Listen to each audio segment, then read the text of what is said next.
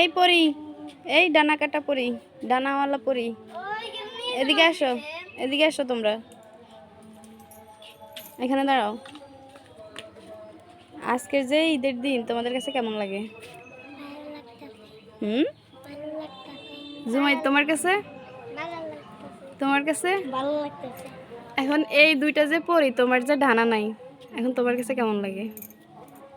হ্যাঁ,